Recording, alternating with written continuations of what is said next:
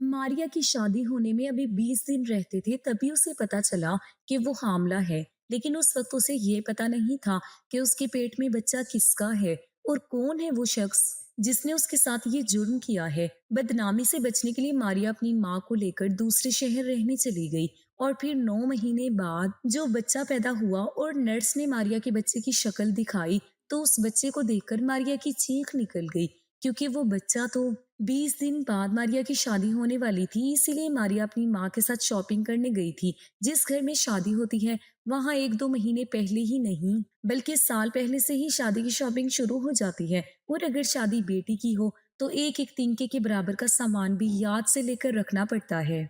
ऐसा ही तिनका तिनका सामान लाने के लिए मारिया अपनी माँ के साथ अब तक कई बार मार्केट के चक्कर लगा चुकी थी। 3 महीने से मारिया और उसकी माँ शादी का सामान जमा कर रहे थे। अब तो वो दोनों ही मार्केट के चक्कर काट काट कर थक चुकी थी। लेकिन शायद आज मारिया कुछ ज्यादा ही थक गई थी, क्योंकि आज धूप बहुत ही ज्यादा थी। ऐसी कड़ी धूप में मारिया शॉपिंग के लिए निकल तो गई थी, लेकिन आज उसकी तबीयत कुछ ठीक नहीं लग रही थी। मारिया का सर दर्द से फटा जा रहा था और उसे चक्कर भी आने लगे थे। मारिया ने अपनी माँ से कहा, माँ आज मेरी तबीयत कुछ ठीक नहीं लग रही है और मुझे चक्कर भी आने लगे हैं। जब मारिया की तबीयत ज्यादा ही बिगड़ने लगी तो उसकी माँ उसे डॉक्टर के पास ले गई। मारिया की माँ को भी ऐसा लगा कि शायद गर्मी की वजह से मारिया को चक्कर आ रहे हैं, या फिर हो सकता है शादी की ज्यादा भाग दौड़ की वजह से उसकी तबीयत खराब हो रही है। डॉक्टर ने जब मारिया का चेकअप किया और कुछ टेस्ट भी लिख कर दे दिए थे, लेकिन अगले दिन जब मारिया के हाथ में जब रिपोर्ट आई तो उसके पैरों तले से जमीन खिसक गई थी। मारिया को ऐसा लगा कि जरूर डॉक्टर से कोई गलती हो गई है। मारिया की माँ का तो ऐसा हाल हो गया था कि वो हैरत से आंखें फाड़ कर कभी डॉक्टर की तरफ देखती तो कभी अपनी बेटी मारिया की तरफ देखती। मारिया को ऐसा लग रहा था जैसे वो अभी के अभी जमीन में धंस जाएगी, क्योंकि बिना कुछ किए ही वो अपनी माँ की नजरों में कसूरवार साबित हो चुकी थी। इतनी बड़ी बात को बर्दाश्त करते हुए मारिया बड़ी मुश्किल से घर तक पहुंची थी। मारिया की माँ भी पूरा रास्ता चुप रही थी और उन्होंने रास्ते में मारिया से एक लफ्ज भी नहीं कहा था।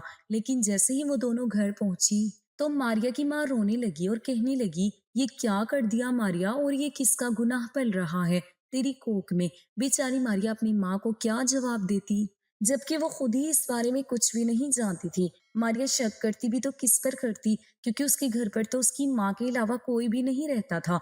मारिया अपने दोनों हाथों से अपना सर पकड़कर बैठी हुई थी, क्योंकि डॉक्टर के कहने के मुताबिक मारिया पिछले 3 महीने से प्रेग्नेंट थी। मारिया के कहने पर डॉक्टर ने उसकी 3-4 बार रिपोर्ट निकाली, लेकिन हर बार रिपोर्ट में ये साफ लिखा था कि मारिया हामला है।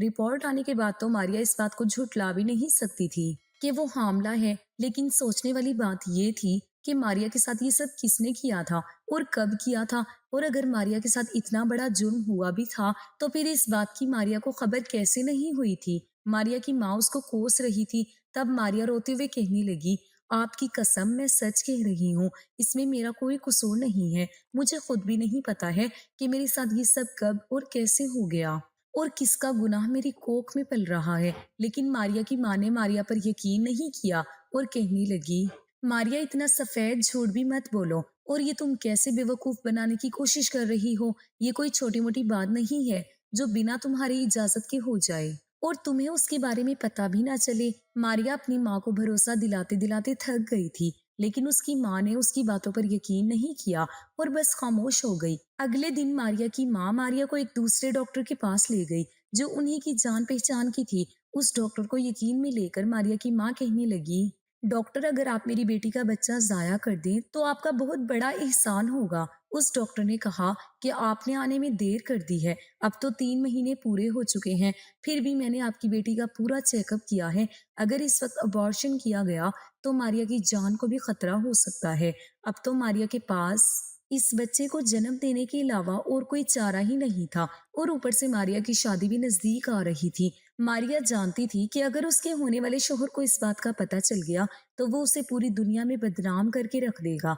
मारिया को अब इस मसले का एक ही हल नजर आ रहा था कि दुनिया भर में उसकी बदनामी हो, इससे पहले वो खुद ही उस शादी से इनकार कर दे। इसीलिए मारिया ने अपनी माँ से कहा, माँ अब मैं शादी नहीं कर सकती। तब मारिया की माँ ने उसे कहा, मारिया बेटा, अब सिर्फ 15 दिन ही बचे हैं शादी में, हम तेरे ससुराल वालों को इनकार की क्या वजह बताएंगे। अचानक यूं शादी से इनकार करना ठीक नहीं होगा।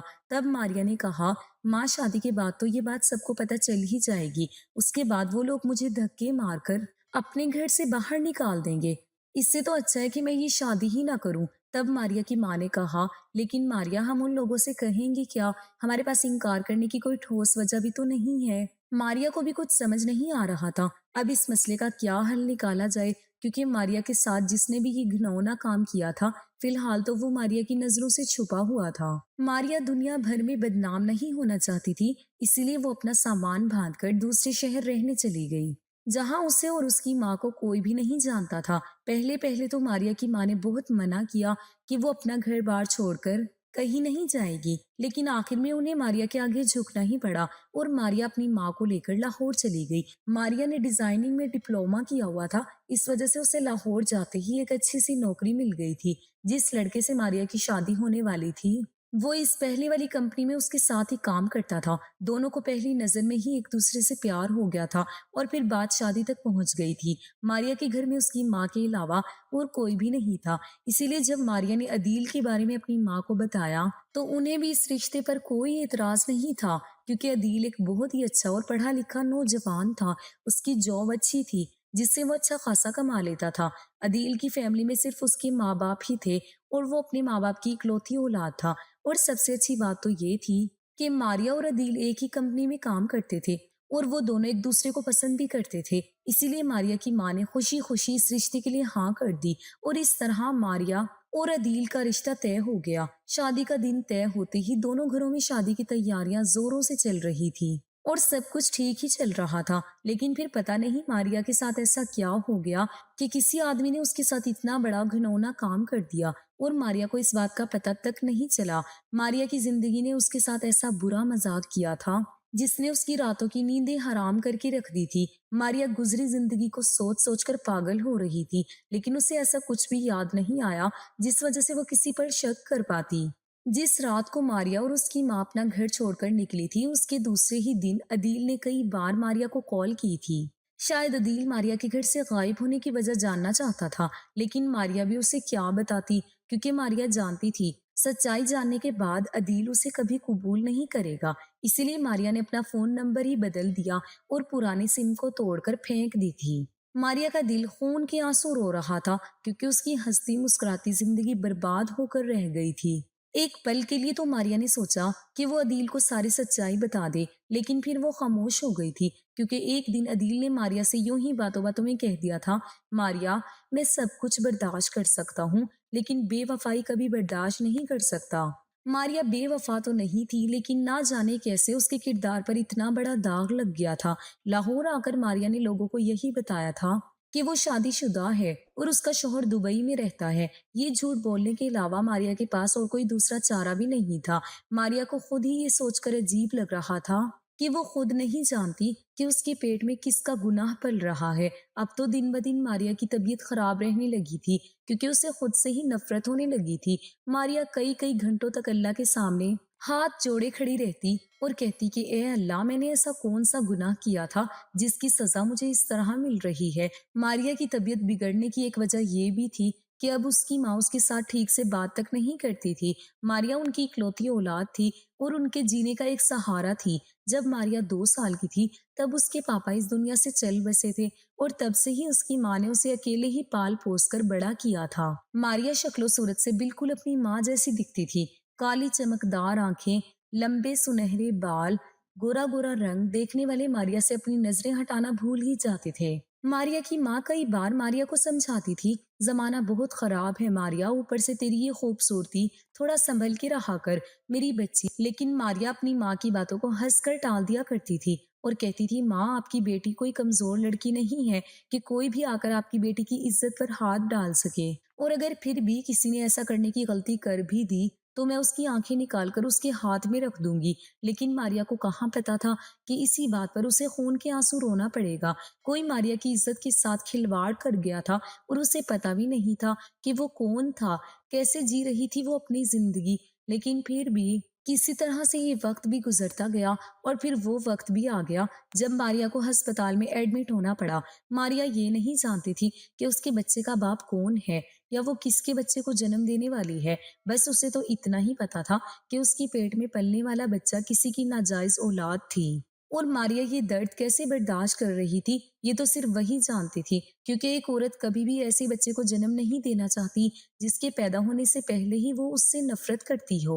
मारिया भी अपने पेट में पल रहे बच्चे को नफरत करने लगी थी, जिसने मारिया की जिंदगी बर्बाद करके रख दी थी। इसलिए उसने सोच लिया था कि वो इस बच्चे के पैदा होते ही उसे वहां छोड़ आएगी। पूरा 9 महीने दर्द सहने के बाद मारिया ने एक बेटे को जन्म दिया था, लेकिन अपने बच्चे की शक्ल देखते ही मारिया के होश उड़ गए थे। अपने बेटे के हाथ पर वो काला निशान देखकर मारिया के सर पर आसमान गिर पड़ा था, क्योंकि मारिया के बच्चे की शक्ल। तो ये उन दिनों की बात है जब मारिया अपने ऑफिस टीम के साथ काम के सिलसिले में मरी गई थी। मारिया की कंपनी को वहां के नए होटल का बहुत बड़ा काम मिला था, इसलिए कंपनी ने अपनी बेस्ट टीम को ये काम सौंपा हुआ था और मारिया भी उस बेस्ट टीम का एक हिस्सा थी। अदील भी उस टीम का हिस्सा था, लेकिन वो अपनी माँ की बीमारी की वजह से अपनी टीम का साथ नहीं दे पाया था। मारिया के बॉस ने पहले से ही पूरी टीम के लिए एक बहुत बड़े होटल में कमरे बुक कर लिए थे।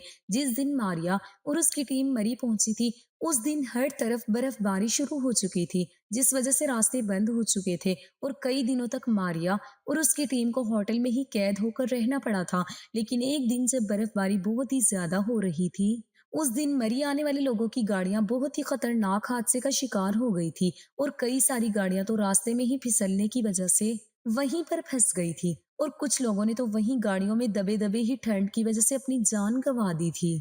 जहां इस हादसे ने मुल्क के हर शख्स के दिल को दहला दिया था, तो वहीं वहां के होटल के मालिकों ने अपने होटल के कमरों के दाम डबल कर दिए थे। उन दिनों वहां मरी में ठंड इतनी ज्यादा थी कि हीटर भी काम नहीं कर रहे थे और ठंड के मारे लोग डबल रजाई में भी कांप रहे थे। उन दिनों में ग्राहकों की भीड़ इतनी ज्यादा बढ़ गई थी कि एक कमरा पाने के लिए लोग लाखों रुपए देने को भी तैयार थे। कई लोगों ने तो इंसानियत और हमदर्दी के नाते लोगों को अपने ही कमरों में रहने दे दिया था। लेकिन मारिया नहीं जानती थी कि वहां उसके साथ ऐसा कुछ भी हो जाएगा। एक रात मारिया अपने कमरे में सो रही थी कि तभी उसके दरवाजे पर हुई दस्तक की वजह से उसकी आंख खुल गई थी। ठंड के मारे मारिया अपनी रजाई से निकल भी नहीं पा रही थी, लेकिन फिर भी उसने जैसे तैसे उठकर दरवाजा खोला। दरवाजा खोलते ही मारिया ने अपने सामने उसी होटल के एक नौकर को खड़ा पाया। वो नौकर मारिया से कहने लगा, मैडम, एक बाप अपनी बेटी को लेकर बड़ी मुश्किल से यहाँ तक पहुंचा है और उसकी बेटी बहुत बीमार है। इस वक्त इस होटल का कोई भी कमरा खाली नहीं है। अगर आप एक रात के लिए इन्हें अपने कमरे में सहारा दे देंगी तो आपका इन बाप बेटी पर बहुत बड़ा एहसान होगा। पहले कुछ देर के लिए तो मारिया सोच में पड़ गई कि वो क्या करे और क्या ना करे, लेकिन फिर इंसानियत के नाते मारिया ने उन बाप बेटी को अपने कमरे में रहने की इजाजत दे दी थी। कुछ देर बाद तकरीबन 35 साल का आदमी अपनी 7 साल की बच्ची को गोद में लिए मारिया के सामने खड़ा था। वो आदमी उस वक्त बहुत ही परेशान लग रहा था, लेकिन मारिया पर नजर पड़ते ही वो आदमी मारिया को देखता ही रह गया था। कमरे में आते ही उस आदमी ने अपनी बेटी को ही बेड पर लिटा दिया और उस पर एक रजाई डाल दी। वो बच्ची बुरी तरह से कांप रही थी और उस आदमी ने खुद भी एक मोटी जैकेट पहन रखी थी। अपनी बच्ची को बेड पर लिटाकर वो आदमी मारिया को एहसान जिताती नजरों से देखने लगा और कहने लगा, मुझे समझ नहीं आ रहा है मैं किन लफ्जों में आपका शुक्रिया अदा करूं। अगर आप मुझ पर ये एहसान ना करती तो सर्दी के मारे मेरी बच्ची का ना जाने क्या हाल हो जाता। मारिया ने कहा, इसमें एहसान किस बात का, मैंने तो सिर्फ इंसानियत का फर्ज निभाया है। तब वो आदमी कहने लगा, आप बस मेरी बेटी का ख्याल रख लेना, मैं तो कहीं भी रह लूंगा। इतना कहकर वो आदमी मारिया के कमरे से बाहर चला गया और मारिया ने उसकी बेटी को कंबल से अच्छी तरह लपेट लिया और खुद भी जाकर अपनी बेड पर लेट गई। वो बच्ची नींद में बुरी तरह से कांप रही थी। तब मारिया जाकर उसके बगल में लेट गई और उस मासूम बच्ची को अपनी रजाई में ले लिया। कुछ देर में ही उस बच्ची की कपकपी खत्म हो गई थी और अब वो बच्ची गहरी नींद में सो चुकी थी। पूरी रात बर्फबारी चलती रही और सुबह भी यही सिलसिला जारी था। उसकी नींद खुलते ही वो अपने पास मारिया को देखकर घबराने लगी और कहने लगी, मुझे अपने पापा के पास जाना है। लेकिन मारिया को तो पता ही नहीं था कि उस वक्त उसके पापा कहाँ थे।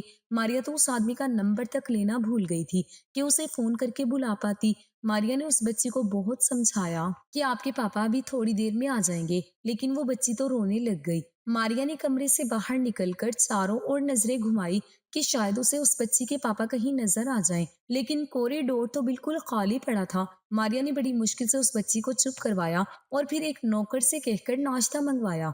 जैसे तैसे करके मारिया ने उस बच्ची को खाना खिलाया, लेकिन उस बच्ची के पापा अभी तक वापस नहीं आए थे। सुबह से दोपहर हो चुकी थी, लेकिन बच्ची के पापा का कुछ अता पता नहीं था। मारिया ने जब उस होटल के मैनेजर से उस बच्ची के पापा के बारे में पूछा, तो वो मैनेजर कहने लगा कि रात भर तो वो शख्स यही रिसेप्शन में रखे सोफे पर ही सो रहा था, लेकिन सुबह होते ही पता नहीं वो कहाँ चला गया। अब मारिया को फिक्र होने लगी थी कि कैसे वो उस बच्ची को चुप करवा पाएगी, क्योंकि वो बच्ची तो लगातार अपने पापा के लिए रोई जा रही थी। बड़ी मुश्किल से मारिया ने उस बच्ची को दोपहर का खाना खिलाया और फिर उसके साथ बातें करने लगी। शाम के वक्त जब उस बच्ची के पापा होटल वापस आए, तब मारिया का गुस्से के मारे बुरा हाल हो गया था। अपने पापा को देखकर उस बच्ची की जान में जान आ गई और वो दौड़कर अपने पापा के गले लग गई थी। मारिया ने अपने दिन भर का गुस्सा जिताते हुए उस आदमी से कहा, आपको तो अपनी बेटी की बिल्कुल भी फिक्र नहीं है। यहाँ आपकी बच्ची का रो रो कर बुरा हाल हो गया था और आप होटल से गायब भी हो गए थे। मारिया की बात सुनकर वो आदमी शर्मिंदा हो गया और उसने अपनी नजरें नीचे झुका ली और फिर कहने लगा, जी मैं माफी चाहता हूँ, लेकिन सुबह होते ही मुझे पता चला कि रात की तेज बर्फबारी की वजह से बहुत सारी गाड़ियां बर्फ के नीचे दब चुकी हैं और रेस्क्यू टीम को यहाँ के लोगों की मदद की जरूरत थी, इसीलिए मैं भी वहां चला गया था। बहुत सारे लोगों ने अपनी जान गंवा दी है, लेकिन कई लोग हमारी मदद से बच भी गए हैं। ये सुनकर मारिया अपने किए गुस्से पर शर्मिंदा हो गई और सोचने लगी कि ये आदमी तो एक अच्छे काम के लिए गया था, ये लोगों की जान बचाने का काम कर रहा था और मैं बेकार में ही इस पर इतना बरस पड़ी।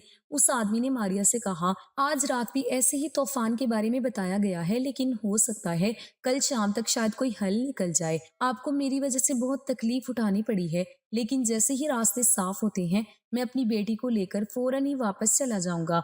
मारिया ने कहा, अरे इसमें तकलीफ कैसी, ऐसे मुश्किल वक्त में हम मुसलमान एक दूसरे का साथ नहीं देंगे तो और कौन देगा भला। और आपने जो काम किया है उसके सामने मेरी ये मदद तो कुछ भी नहीं है। मारिया की बातें सुनकर उस आदमी के दिल को कुछ तसल्ली मिली और फिर उसने वो पूरी शाम मारिया के कमरे में ही गुजारी थी। इसी तरह से वक्त तो गुजरना ही था, इसीलिए मारिया और वो आदमी एक दूसरे के बारे में बातें करने लगे थे। तभी बातों बातों में उस आदमी ने मारिया को बताया कि उसका नाम मोहद है और वो अपनी बेटी के साथ खानेवाल में अकेला ही रहता है। मोहद की बेटी के जन्म के वक्त ही उसकी बीवी की मौत हो चुकी थी और उसने आज तक अपनी बेटी को उसकी माँ की तस्वीर भी नहीं दिखाई है। मोहद की बीवी की मौत के बाद रिश्तेदारों ने मोहद को दूसरी शादी के लिए बहुत समझाया, लेकिन मोहद दूसरी शादी नहीं करना चाहता था, क्योंकि मोहद को ये डर था कि कहीं उसकी दूसरी बीवी उसकी बेटी की जिंदगी जहन्नुम ना बना दे। आगे मोहद ने ये भी बताया कि वो अपनी नौकरी की वजह से अपनी बेटी को ज्यादा वक्त नहीं दे पा रहा था, लेकिन इस कंपनी ने उसकी छुट्टियां मंजूर कर ली हैं, इसीलिए वो अपनी बेटी को घुमाने के लिए मरी ले आया था। लेकिन तेज बर्फबारी की वजह से उसकी गाड़ी बीच रास्ते में ही फंस गई थी। सर्दी के मारे उसकी बेटी बेहोश हो गई थी और बड़ी मुश्किल से उसने अपनी बेटी को गोद में लिए पैदल उस होटल तक पहुंचा था। बातों बातों में कब शाम हो गई मोहद और मारिया को पता ही नहीं चला। अंधेरा होते ही मोहद मारिया के कमरे से बाहर निकल गया। तूफानी बर्फबारी की वजह से फोन के नेटवर्क भी नहीं मिल रहे थे कि तभी मारिया ने अपने फोन में देखा तो अदील के कुछ मैसेजेस और उसकी माँ की मिस कॉल्स दिखाई दिए थे। अदील मैसेज में मारिया का हालचाल पूछ रहा था और मारिया के लिए बहुत परेशान भी था, क्योंकि अदील को भी मरी के हालात के बारे में पता चल चुका था। अदील ने अपने मैसेज में ये भी लिखा था कि मारिया की माँ उसके लिए बहुत परेशान है, अगर नेटवर्क मिलता है तो एक बार मारिया अपनी माँ से बात जरूर कर ले। अदील के मैसेज पढ़कर मारिया भी अपनी माँ के लिए बहुत परेशान हो गई थी, क्योंकि फोन के नेटवर्क ना मिलने की वजह से उसकी अपनी माँ से फोन पर बात नहीं हो पा रही थी। मोहद की बेटी को सुलाने के बाद मारिया ने अपनी खिड़की से पर्दा हटाया ताकि शायद फोन में नेटवर्क आ जाए तो मारिया अपनी माँ को फोन करके अपना हालचाल बता सके, लेकिन उस वक्त भी हल्की हल्की बर्फबारी हो रही थी और फोन में अभी भी नेटवर्क नहीं मिल रहा था।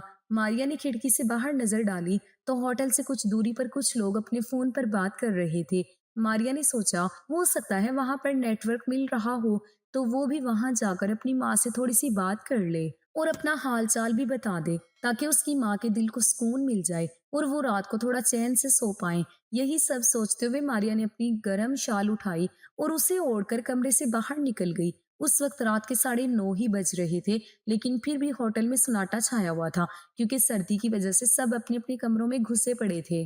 मारिया जब होटल से बाहर निकल रही थी तब उसने देखा कि कई लोग तो रिसेप्शन एरिया में ही अपने बिस्तर लगाकर लेटे हुए थे, जिसमें उस बच्ची के पापा भी शामिल थे। मारिया ने कोने में लेटे हुए मोहित पर एक नजर डाली और फिर होटल से बाहर निकल गई। मारिया को तो बस कुछ भी करके एक बार अपनी माँ से बात करनी थी, ताकि वो बेफिक्र हो जाए। होटल के बाहर कदम रखते ही हर तरफ बर्फ ही बर्फ थी। मारिया ने अपना मोबाइल ऑन किया, लेकिन नेटवर्क अभी भी नहीं मिल रहा था। लेकिन शायद 1 मील की दूरी पर अभी भी कुछ लोग मोबाइल पर बात कर रहे थे, इसीलिए मारिया उसी तरफ जाने लगी। मारिया उस तरफ जाते हुए बार बार अपना मोबाइल भी देख रही थी, कि अगर कहीं नेटवर्क मिल जाए तो वो वहीं रुककर अपनी माँ से 2 बातें कर ले और फिर जल्दी ही अपने होटल में लौट जाए। क्योंकि मारिया मुश्किल से ही बर्फ पर चल पा रही थी। पूरा आधा घंटा चलने के बाद मारिया उस जगह पर पहुंची थी, जहां थोड़ा बहुत नेटवर्क मिल रहा था। मारिया ने जल्दी से अपनी माँ को फोन लगाया, तो उसकी माँ ने मारिया के लिए अपनी फिक्र जिताते हुए कहा, तू कैसी है बेटा, और इस वक्त तू कहाँ से बात कर रही है। मारिया ने अपनी माँ को जल्दी जल्दी में सिर्फ इतना ही कहा, माँ मैं ठीक हूँ और आप मेरी फिक्र बिल्कुल ना करें। यहाँ नेटवर्क ना मिलने की वजह से मैं आपको फोन नहीं कर पाई थी। मारिया अपनी माँ से बात कर रही थी, तभी बर्फबारी और भी ज्यादा तेज हो गई थी। मारिया को लग रहा था जैसे बर्फ के गोले उसके सर पर गिरने को लगे हैं। इसीलिए मारिया ने अपनी माँ से कहा, चलो ठीक है माँ, अब मैं फोन रखती हूँ, क्योंकि यहाँ बर्फबारी बढ़ने लगी है और अब मुझे होटल पर वापस जाना होगा। मारिया ने जल्दी से फोन कट किया और तेज तेज कदमों से चलती हुई होटल की तरफ बढ़ने लगी। लेकिन बर्फबारी की वजह से मारिया के हाथ पैर कांपने लगे थे और ठंड लगने की वजह से मारिया से चला भी नहीं जा रहा था। मारिया के हाथ पैर सुन्न हो चुके थे, अब वो सांस भी ठीक से नहीं ले पा रही थी। मारिया जल्द से जल्द अपने कमरे तक पहुंचना चाहती थी, लेकिन फिर अचानक ही एक जगह मारिया के पैर बर्फ में जाकर धंस गए थे। मारिया ने अपने आप को उस बर्फ से निकालने की बहुत कोशिश की, लेकिन मारिया के पैर निकल ही नहीं रहे थे और फिर ज्यादा ठंड लगने की वजह से मारिया वहीं बर्फ पर मुंह के बल गिर पड़ी और बर्फबारी की तेजी भी बढ़ने लगी थी। ऐसा लग रहा था जैसे आसमान से गिरती हुई बर्फ हर चीज को अपने आप में समेट रही थी और उसी बर्फ में मारिया भी सिमटी जा रही थी। ठंड की वजह से मारिया के हाथ पैर काम करना बंद कर चुके थे। मारिया उस बर्फ से बाहर निकलने की कोशिश कर रही थी, लेकिन उसे ऐसा महसूस हो रहा था जैसे उसके हाथ और पैरों में जान ही नहीं बची है। अब तो मारिया से ठंड भी बर्दाश्त नहीं हो रही थी, इसीलिए वो बार बार उठने की कोशिश कर रही थी, लेकिन हर बार वो नाकाम हो गई। बर्फबारी तेज होते ही आसपास में खड़े होकर फोन पर बात कर रहे सभी लोग अपने अपने होटल पर वापस जाने लगे थे। अब तो मारिया को आसपास कोई दिखाई भी नहीं दे रहा था, सिर्फ मारिया ही अकेली वहां बर्फ में फंसी हुई थी। अब मारिया को अपनी मौत अपने सामने नजर आ रही थी, इसीलिए उसने अपनी आंखें बंद कर ली। कुछ देर बाद मारिया बेहोश हो गई और जब उसे होश आया तो उसका पूरा जिस्म आग की तरह जल रहा था।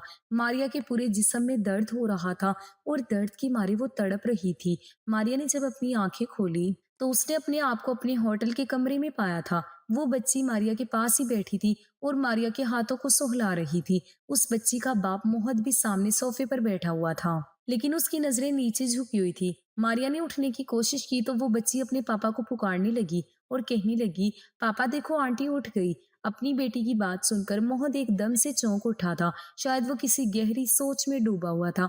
मोहद सोफे से उठकर उसके पास गया और मारिया से उसकी खैरियत पूछने लगा और कहने लगा कि मैंने आपको होटल से बाहर जाते हुए देख लिया था और मुझे ऐसा लगा कि आप किसी काम से बाहर गई हैं, लेकिन बहुत देर तक जब आप वापस नहीं आई तो मुझे आपकी फिक्र होने लगी थी, इसीलिए मैं आपको ढूंढने के लिए बाहर निकल पड़ा और थोड़ी ही दूरी पर आप मुझे बर्फ पर बेहोश नजर आई थी। आप अपने होश में नहीं थी, इसलिए मैं आपको उठाकर आपके कमरे में ले आया था। इतना कहकर वो खामोश हो गया, लेकिन मारिया ने उसका शुक्रिया अदा किया कि उसने उसकी जान बचा ली थी। लेकिन मारिया को ये नहीं पता था कि उस दौरान मोहत ने मारिया के साथ क्या कुछ कर चुका था, क्योंकि उस दिन मारिया को पूरे 24 घंटे बाद होश आया था। अपने गुजरे हुए पलों से बाहर निकलने के बाद मारिया अस्पताल में बैठी अपने बच्चे को देख रही थी। उस बच्चे की शक्ल बिल्कुल उस बच्ची और उस बच्चे के बाप के मोहत जैसी थी। ये बच्चा उस मोहत का ही है। इस बात का सबसे बड़ा सबूत तो ये था कि उस बच्चे के हाथ पर भी बिल्कुल वैसा ही काला निशान था जो उस बच्ची के हाथ पर था और मोहत के हाथ पर भी था। इन सब का यही मतलब था कि वो शख्स मोहत ही था जिसने मारिया के साथ उस रात की घिनौना काम किया था जब वो बेहोश हो गई थी। लेकिन उस वक्त मारिया इस बात से बिल्कुल बेखबर थी। मारिया को ये देखकर एक बार भी शक नहीं हुआ कि उस रात के बाद मोहत मारिया से नजरें नहीं मिला पा रहा था। शायद इसीलिए वो मारिया से बार बार अपनी गलती की माफी मांगते हुए कह रहा था कि मुझे माफ कर देना, मैं मजबूर था। मारिया तो यही समझ रही थी कि मोहद ने उसे बचाने के लिए बिना उसकी इजाजत के उसे छुआ था, इसीलिए वो ऐसी बातें बोल रहा था। सब कुछ ठीक होने के बाद अगले दिन शाम तक सारे रास्ते खोल दिए गए थे और मोहद भी अपनी बेटी को लेकर वापस जा चुका था। मारिया का काम खत्म होते ही वो भी कुछ दिनों बाद वापस लौट आई थी, क्योंकि बर्फबारी का तूफान रुकने से उनका काम करना आसान हो गया था। मारिया के घर वापस लौटते ही अदील के घर वालों ने शादी जल्दी करने की रट लगा ली थी। मरी से वापस आने के बाद शादी की तैयारियों में 3 महीने कैसे गुजर गए थे, मारिया को तो उसका पता ही नहीं चला। लेकिन अब अपनी गोद में अपने बच्चे को देखकर मारिया को अब सब याद आ गया था। मारिया अपने बच्चे को देखकर फूट फूट कर रोने लगी और सोचने लगी कैसा एहसान फरामोश था वो इंसान। मारिया ने उसे रहने के लिए अपना कमरा दिया, उसकी बच्ची की देखभाल की और उसने मारिया की बेहोशी का इस तरह से गलत फायदा उठाया था। मारिया सोच रही थी कि इससे अच्छा तो होता कि वो मुझे मर जाने देता, क्योंकि अब मारिया जी रही थी तो वो उसके लिए मौत से भी बदतर थी। अस्पताल से घर वापस आकर मारिया ने अपनी माँ को सारी हकीकत बता दी थी। मारिया ने अब अपनी जिंदगी से समझौता कर लिया था और डिलीवरी के कुछ महीने बाद ही मारिया ने अपने बच्चे को अपनी माँ को सौंप दिया और खुद फिर से नौकरी करने लगी थी। मारिया अपने बच्चे को नहीं छोड़ पाई, क्योंकि मारिया को समझ आ गया था कि जो कुछ भी उसके साथ हुआ था उसमें इस मासूम बच्चे का कोई कसूर नहीं था। और कुछ भी कह लो, आखिर मारिया भी एक माँ थी जिसने 9 महीने तक अपने बच्चे को अपनी कोख में पाला था।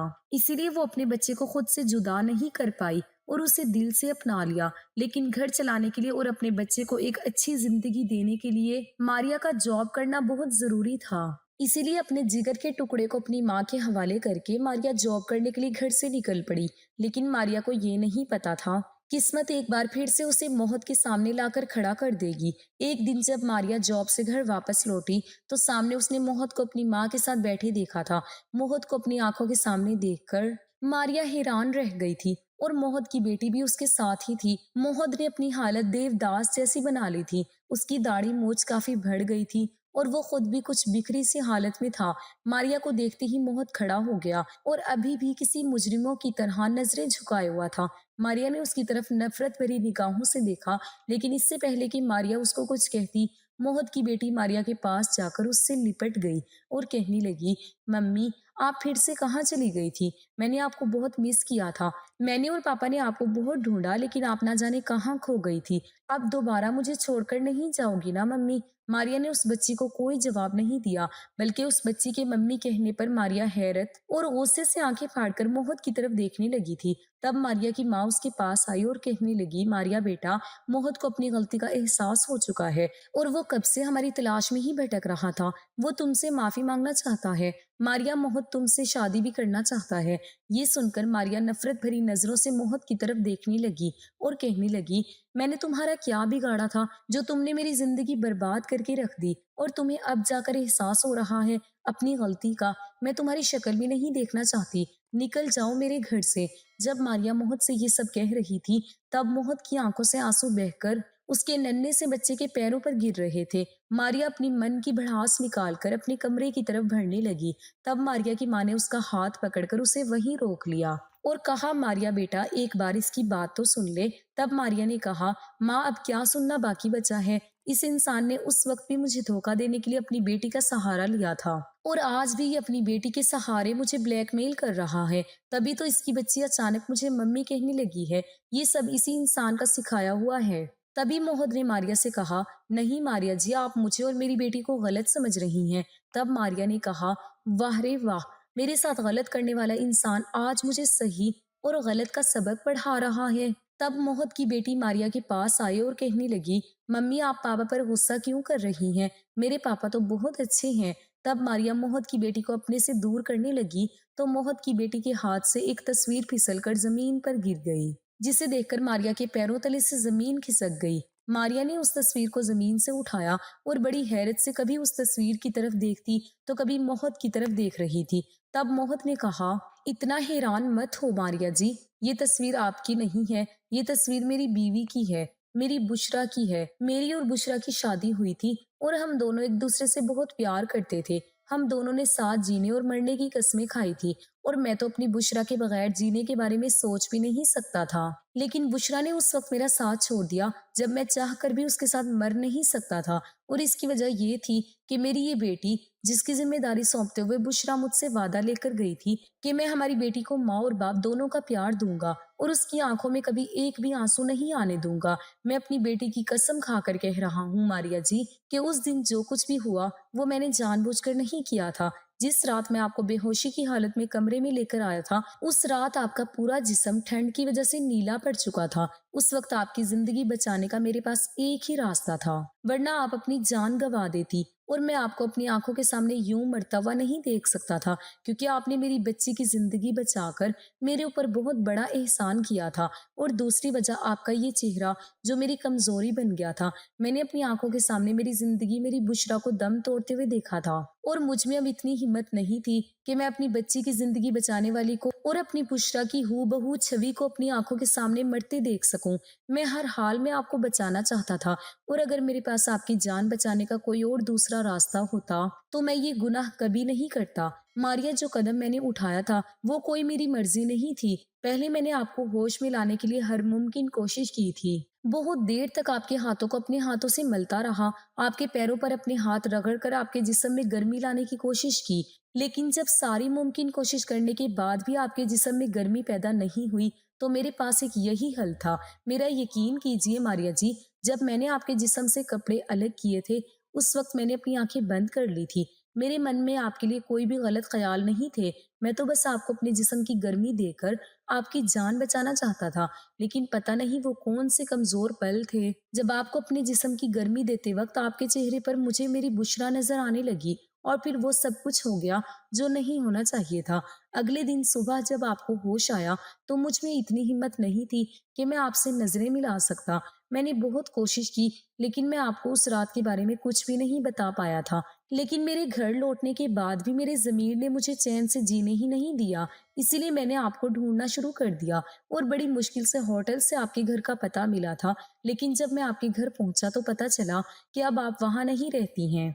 और मुझे ये भी पता चला कि आप अपनी शादी के कुछ दिन पहले ही वो शहर छोड़कर निकल गई थी।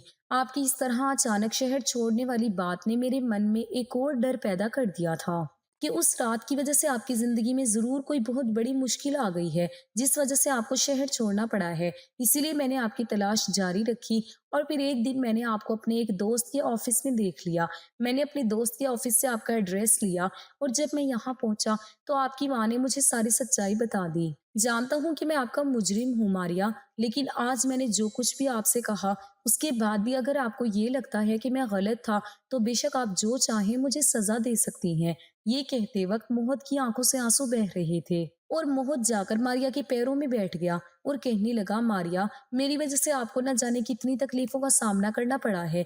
प्लीज मुझे माफ कर दीजिए। मैं आपकी जिंदगी के गुजरे हुए तकलीफों के पलों को बदल तो नहीं सकता, लेकिन ये वादा जरूर कर सकता हूँ कि मैं आपकी आने वाली जिंदगी में खुशियां ही खुशियां भर दूंगा। मारिया, मुझे मेरी गलती सुधारने का एक मौका दे दे। मैं आपसे शादी करके उम्र भर मेरे इस जुर्म की भरपाई करना चाहता हूँ। ये कहते हुए मोहत मारिया के सामने हाथ जोड़कर खड़ा था और फूट फूट कर रो रहा था।